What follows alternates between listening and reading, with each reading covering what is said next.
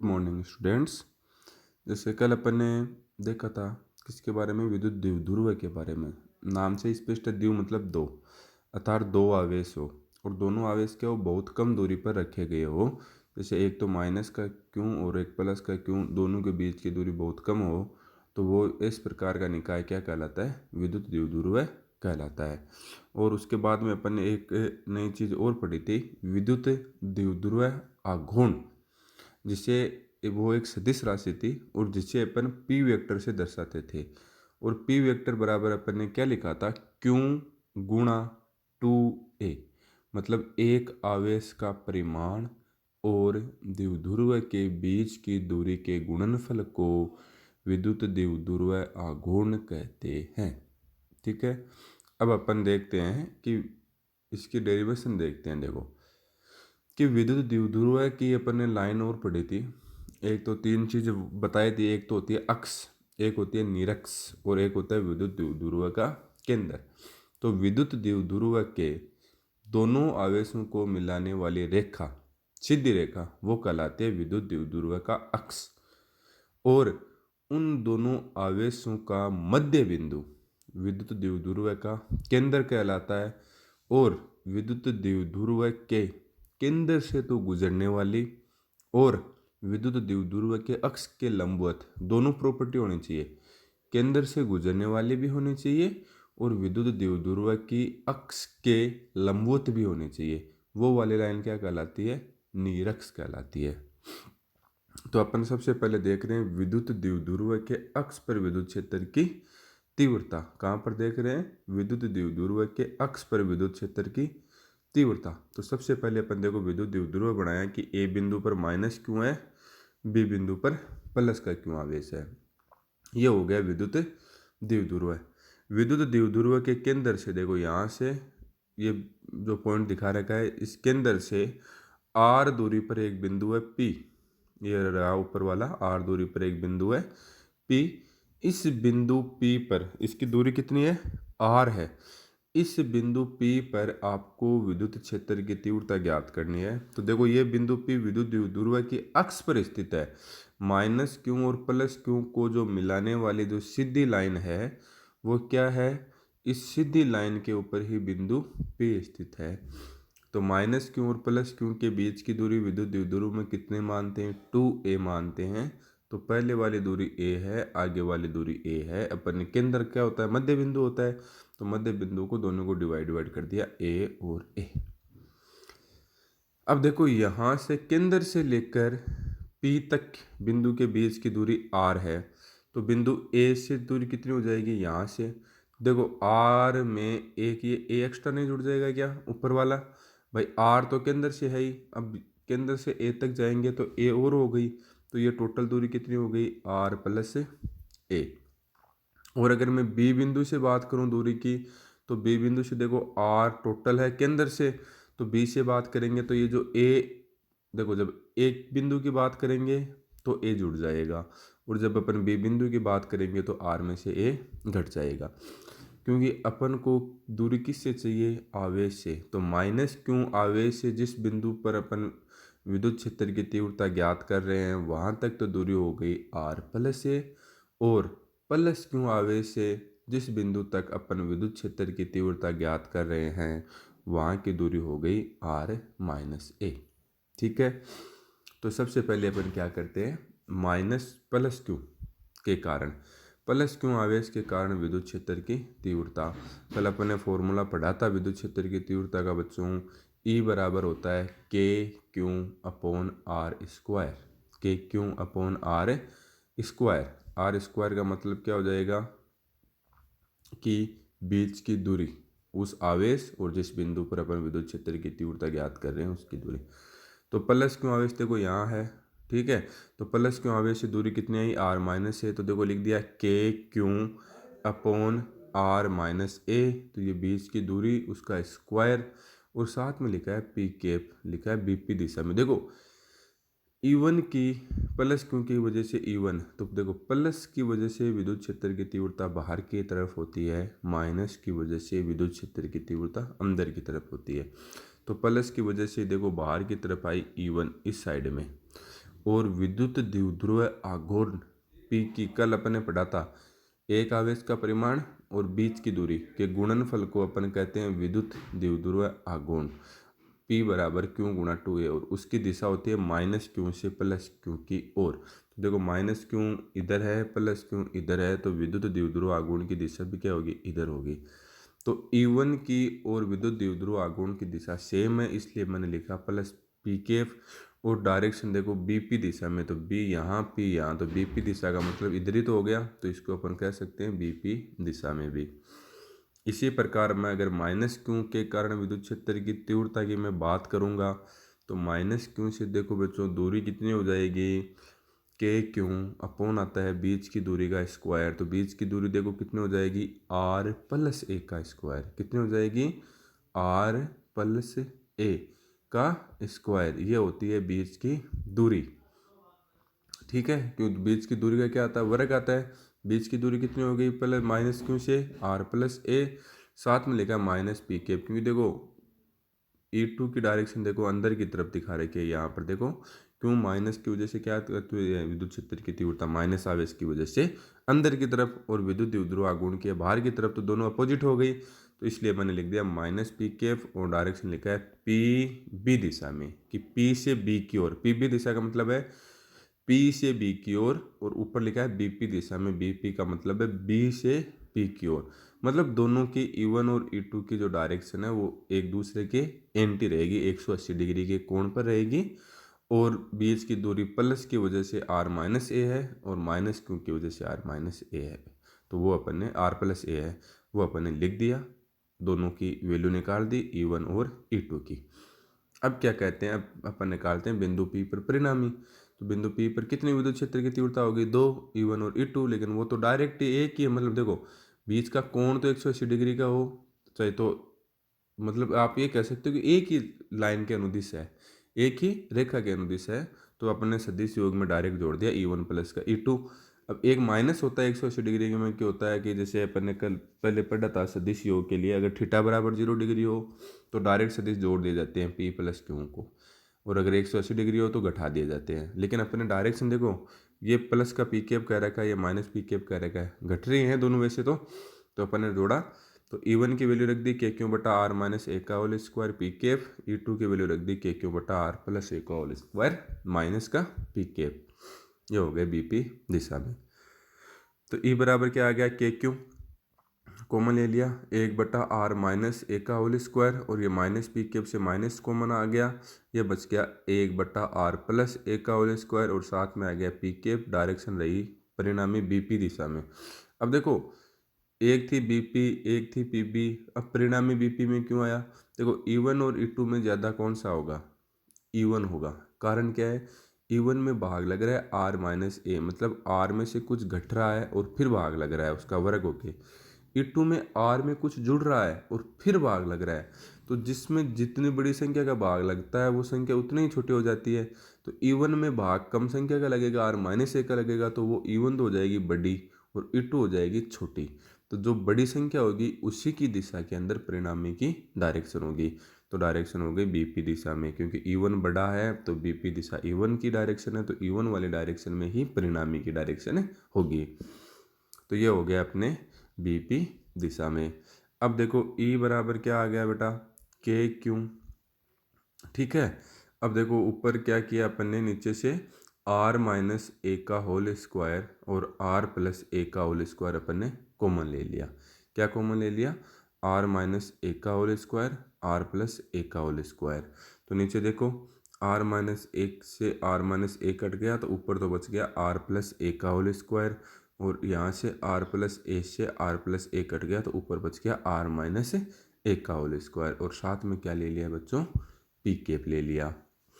अब देखो क्या किया E बराबर नीचे वाले में देखो आर माइनस ए का whole square are plus A का होल स्क्वायर ऊपर वाले स्क्वायर को एक बार भूल जाओ आप क्या करो यहाँ पर इस ऊपर वाले स्क्वायर को आप भूल जाओ। तो क्या रहा R minus A R plus A मतलब A minus B A plus B. तो बच्चों ए माइनस बी गुणा ए प्लस बी बराबर क्या हो जाता है A square minus B square. ये फॉर्मूला जानते हो आप A square minus B square बराबर होता है A minus B A plus B. तो इसकी जगह क्या आ गया बच्चों, R square minus A square का होल स्क्वायर। क्यों, R minus A R plus A, तो क्या बन गया बच्चों, R square minus A square, मतलब ए स्क्वायर माइनस बी का स्क्वायर। और फिर ऊपर देखो स्क्वायर को जो अपन ने भूले थे वो स्क्वायर है, तो यहाँ पर लिख दिया स्क्वायर। ऊपर देखो क्या बन रखा है, आर प्लस ए का whole square minus R minus A का होल स्क्वायर। ठीक है, ठीक है। तो ऊपर क्या बन रहा है बच्चों, आर प्लस ए का whole square minus R minus A का होल स्क्वायर। तो मतलब पहले वाला देखो आर प्लस ए का होल स्क्वायर, ये क्या बन रहा है, ए प्लस बी का होल स्क्वायर। तो आप जानते हो कि ए प्लस बी का होल स्क्वायर कितना होता है, A square plus B square plus 2ab। तो मैंने लिख दिया R square plus A square plus 2ab की जगह आ गया 2ar। फिर आगे वाला देखो माइनस आर माइनस ए का ए होल स्क्वायर, मतलब ए माइनस बी का होल स्क्वायर। तो ए माइनस बी का होल स्क्वायर क्या होता है, A square minus B plus B square minus 2ab। A square plus B square minus 2ab। अब बाहर क्या है, माइनस का चिन्ह है, तो ए स्क्वायर प्लस बी स्क्वायर जो प्लस के हैं वो तो माइनस के हो जाएंगे, जो माइनस का है वो प्लस का हो जाएगा। तो आर स्क्वायर माइनस का हो गया, ए स्क्वायर माइनस का हो गया और 2ar प्लस का हो गया। तो जो कट रहा है वो काट दिया, आर स्क्वायर से आर स्क्वायर कट रहा है, ए स्क्वायर से ए स्क्वायर कट रहा है, यहाँ से बच गया 2ar, वहाँ से बच गया 2ar। देखो के क्यों बाहर है, 2ar प्लस का 2ar कितना हो गया, 4ar। ऊपर लिख दिया, नीचे क्या आ गया, जो सेम टू सेम है, R square minus A square का होल स्क्वायर, साथ में आ गया पी केप और डायरेक्शन वही चल रही है अपनी बीपी दिशा में। ठीक है, अब देखो के क्यों 4ar ऊपर है कि नहीं है, के क्यों है और 4ar है। यहाँ से क्या किया, इस 4a में से 2 को मैंने बाहर ले लिया। ठीक है, देखो 2 को बाहर ले लिया तो अंदर कितना बच गया, 4 में से 2 बाहर आ गया तो 2 तो बच गया। तो 2 को मैंने बाहर ले लिया के, और इस आर को मैंने बाहर ले लिया और क्यों को अंदर ले गया। तो अंदर क्या बच गया, देखो क्यों गुणा 2a, इनको गुणा करोगे तो क्या आएगा, 4k क्यों आर। ऊपर देखो क्या आ रहा है, 4k क्यों ए आर। ठीक है, सेम है। ये क्यों किया वो आगे बताते हैं। क्या किया, 4 था उसको अलग अलग तोड़ लिया, 2 में और 2 में। अंदर क्या बच गया, क्यों गुणा 2a, बट्टे में क्या है, R square minus A square का होल स्क्वायर, और साथ में क्या आ गया, पी का केप आ गया। ठीक है, अब देखो ई बराबर, आगे देखो के तो था वो अपने कॉमन था। अब देखो क्यों गुणा 2a, वही विद्युत द्विध्रुव आघूर्ण, कल अपन ने पढ़ा था क्या होता है, विद्युत द्विध्रुव आघूर्ण सदिश राशि होती है जिसको अपन P से दर्शाते हैं। वो क्या होता है, एक आवेश का परिमाण और द्विध्रुव के बीच की दूरी का गुणनफल। तो एक आवेश का परिमाण क्यों गुणा बीच की दूरी 2a, तो क्यों गुणा 2a क्या होता है, विद्युत द्विध्रुव आघूर्ण। तो इसकी जगह अपन ने लिख दिया P, तो ऊपर क्या बच गया 2kr और साथ में आ गया P। तो k को मैंने बाहर ले लिया, 2pr को अपन अंदर ले गए, और नीचे में क्या बच गया, R square minus A square का होल स्क्वायर, और साथ में क्या आ गया, पी का केप। पी केप मतलब ये आपको डायरेक्शन बता रहा है। पी केप अगर प्लस का है मतलब ई की जो परिणामी विद्युत क्षेत्र ई की जो डायरेक्शन है वो पी वक्र की डायरेक्शन में ही है। ये क्या बताना चाह रहा है पी केप, कि जो ई की जो डायरेक्शन है विद्युत क्षेत्र की तीव्रता वो किधर की तरफ है, पी की तरफ ही है। तो पी की डायरेक्शन किधर की से किधर की ओर होती है, माइनस क्यू से प्लस क्यू की ओर। तो ई की डायरेक्शन भी किधर की ओर है, माइनस क्यू से प्लस क्यू की ओर। अब देखो अपन ने लिखा है कि मान लो जो बीच की दूरी है ए वो बहुत ज़्यादा बहुत बहुत बहुत बहुत बहुत कम है आर से। ठीक है, मतलब एक की वैल्यू है 1 मीटर तो आर की वैल्यू 10,000 मीटर। ठीक है, बहुत कम है। तो अगर बहुत कम है तो एक को अपन क्या कर सकते हैं, नेग्लेक्ट कर सकते हैं। तो देखो आर इसको नीचे क्या आ रहा है, देखो यहाँ पर आर स्क्वायर माइनस का ए स्क्वायर। तो नीचे वाले आर स्क्वायर माइनस का ए स्क्वायर को लगभग बराबर किसके मान सकते हैं, आर स्क्वायर के। पर अगर ए का मान बहुत ज़्यादा कम है आर की तुलना में, तो ए को आप लगभग 0 मान लो। कितना मान लो? लगभग 0 कह दो कि इसकी जो वैल्यू है लगभग 0 के क्या है? बराबर है। तो R square minus A square लगभग किसके बराबर आ जाएगा? आर स्क्वायर के। तो देखो आता है ई वेक्टर बराबर, ऊपर सेम रखा, के का के रखा, कोष्टक में ऊपर कितना था? 2pr था, तो 2pr को 2pr ही रखा। नीचे देखो R square minus A square की जगह क्या आ गया? R square. ऊपर होल स्क्वायर है तो आर स्क्वायर का होल स्क्वायर आ गया, और साथ में क्या आ गया बच्चों? पी का केप आ गया। तो ये बन गया ई वेक्टर बराबर के, कोष्टक में आ गया 2pr बट्टे में आ गया आर स्क्वायर का होल स्क्वायर, और साथ में क्या आ गया? पी का केप आ गया। तो ई वेक्टर बराबर क्या आ गया? के। ऊपर का जो 2pr है वो 2pr सेम रहा। नीचे देखो आर स्क्वायर का होल स्क्वायर क्या हो गया? आर स्क्वायर का होल स्क्वायर, मतलब आर की घात। जब अगर आपको बताया था अगर घात के ऊपर और घात हो, अगर घात के ऊपर घात और हो तो वो घातें दोनों आपस में क्या हो जाती है? गुणा हो जाती है। तो देखो आर की घात 2 के ऊपर और घात 2 है तो 2 2 से गुणा हो जाएगा, तो 2 दूनी 4, तो आर की घात कितनी हो गई? 4, और साथ में रहा पी केप जो बता रहा है डायरेक्शन को।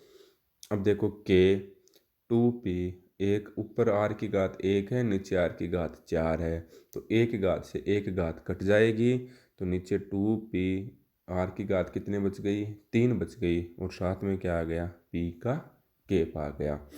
तो ई अक्ष लिखा है मैंने कि विद्युत द्विध्रुव के अक्ष के ऊपर अगर कोई बिंदु हो तो विद्युत क्षेत्र की तीव्रता होती है के 2p/r³, और के की वैल्यू आप जानते हो बच्चों कितनी होती है? 1/4πε0।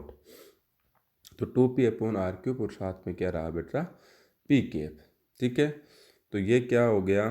देखो नीचे कुछ कंक्लूजन लिख रहे हैं कि विद्युत द्विध्रुव के अक्ष पर विद्युत क्षेत्र की तीव्रता, विद्युत द्विध्रुव के अक्ष पर विद्युत क्षेत्र की तीव्रता दूरी के घन के व्युत्क्रमानुपाती। तो देखो नीचे क्या आ रहा है? दूरी का वर्ग नहीं आ रहा है। विद्युत क्षेत्र की तीव्रता अगर बिंदु आवेश के कारण होती है k3/r², तो बिंदु आवेश के कारण विद्युत क्षेत्र की तीव्रता दूरी के वर्ग के व्युत्क्रमानुपाती होती है। लेकिन विद्युत द्विध्रुव के अक्ष पर स्थित किसी बिंदु पर विद्युत क्षेत्र की तीव्रता दूरी के घन के व्युत्क्रमानुपाती होती है। मतलब वहाँ पर r की घात 2 के व्युत्क्रमानुपाती थी, यहाँ पर होगी r की घात 3 के व्युत्क्रमानुपाती। और आगे मैंने लिख रखा है, और जो विद्युत क्षेत्र की तीव्रता अगर अक्ष के ऊपर कोई बिंदु हो, विद्युत द्विध्रुव के अगर अक्ष पर कोई बिंदु हो, तो उसकी जो डायरेक्शन होती है वो विद्युत द्विध्रुव आघूर्ण की डायरेक्शन के समान ही होती है, कि जो डायरेक्शन विद्युत द्विध्रुव आघूर्ण P की होती है वही डायरेक्शन इसकी होती है। ठीक है, तो ये आ गया कि दूरी के घन के तो क्या हो गई? व्युत्क्रमानुपाती। और विद्युत द्विध्रुव अक्ष के 2 पॉइंट आए क्या? कि विद्युत क्षेत्र की तीव्रता विद्युत द्विध्रुव के अक्ष पर स्थित बिंदु पर विद्युत क्षेत्र की तीव्रता दूरी के घन के व्युत्क्रमानुपाती और विद्युत द्विध्रुव आघूर्ण की दिशा में ही होती है। ठीक है बच्चों, एक बार देखो, एक थोड़ा सा एक बार आपको रिवीजन और करवा देते हैं। इसका क्या है जो कि विद्युत द्विध्रुव के अक्ष पर विद्युत क्षेत्र की तीव्रता अपन को ज्ञात करनी है। तो पहले तो विद्युत द्विध्रुव बनाओ, एक माइनस क्यू एक प्लस क्यू। इसके केंद्र से r दूरी पर एक बिंदु P है, वहाँ पर अपन को ज्ञात करनी है। तो वो दूरी आपको पता है विद्युत द्विध्रुव के बीच की दूरी 2a अपन बहुत कम मानते हैं, तो केंद्र तक a हो गई, ये a हो गई। तो माइनस क्यू से जो बिंदु P था जहाँ पर अपन विद्युत क्षेत्र की तीव्रता निकाल रहे हैं, क्योंकि वहाँ पर जो विद्युत क्षेत्र की तीव्रता होगी बच्चों वो केवल और केवल आवेशों की वजह से होगी। आवेश अपने पास 2 है, माइनस क्यू और प्लस क्यू। तो उस बिंदु की अपन को दूरी चाहिए, तो अपन ने दूरी नोट कर ली। माइनस क्यू की वजह से हो गई r प्लस ए, और प्लस क्यू की वजह से हो गई r माइनस ए। डायरेक्शन दिखा दी, माइनस क्यू की वजह से जो E1 की डायरेक्शन ये हो गई, प्लस की वजह से बाहर की तरफ, माइनस की वजह से अंदर की तरफ, तो E2 की डायरेक्शन हो गई अंदर की तरफ। प्लस क्यू आवेश के कारण बाहर की तरफ है, मतलब माइनस क्यू से प्लस क्यू की ओर है, तो प्लस का पी केप विद्युत द्विध्रुव आघूर्ण की दिशा में डायरेक्शन होगी। के क्यू बटा बीच की दूरी आती है आर माइनस ए उसका स्क्वायर हो गया, E1 की वैल्यू आ गई, डायरेक्शन लिख दी, प्लस का पी कैप मतलब जो द्विध्रुव आघूर्ण की दिशा है वही E1 की है। माइनस क्यू की वजह से जो दूरी आई वो आई आर प्लस ए, तो के क्यू बटा बीच की दूरी का स्क्वायर मतलब आर प्लस ए का स्क्वायर, और साथ में मैंने लिख दिया माइनस का पी कैप और डायरेक्शन मैंने लिख दी पी बी दिशा में। ठीक है, अतः बिंदु पी पर परिणामी, तो बिंदु पी पर परिणामी निकालने के लिए क्या करोगे, E बराबर E1 प्लस E2 दोनों को डायरेक्ट अपन जोड़ देंगे। तो जोड़ने के बाद में E बराबर क्या आ जाएगा, E1 का वैल्यू मैंने रख दी देखो यहाँ पर, प्लस E2 रख दी। ज़्यादा कौन सा है आपको पता है, जिसमें जितनी कम संख्या का भाग लगेगा वो उतना ही ज़्यादा होगा। तो देखने में पता चला कि E1 ज़्यादा है, इसलिए परिणामी की डायरेक्शन भी बेटा E1 की तरफ ही होगी। और साथ में जो पी कैप चल रहा है वो पी कैप ये कहना चाह रहा है कि जो विद्युत क्षेत्र की तीव्रता की डायरेक्शन है वो पी की दिशा में ही है।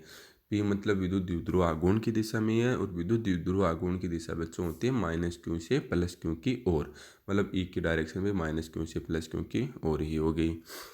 नीचे वाले को अपन ने लघुत्तम ले लिया, लघुत्तम लेने से आर माइनस ए से आर माइनस ए कट गया, यहाँ आर प्लस ए बच गया, माइनस आर माइनस ए बच गया।